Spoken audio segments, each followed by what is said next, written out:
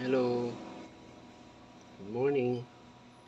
So, meron akong dinevelop na system na pwede mong malocate yung isang person of interest mo.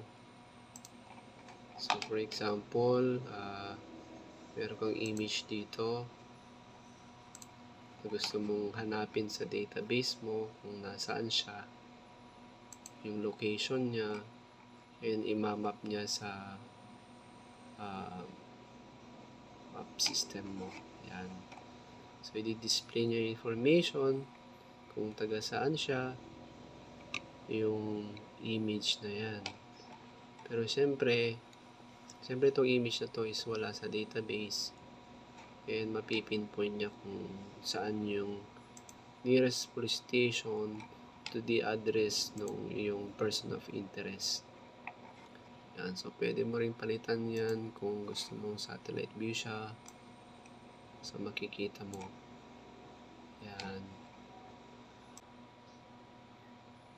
So, ganito lang kasimple yung na-develop ko na system.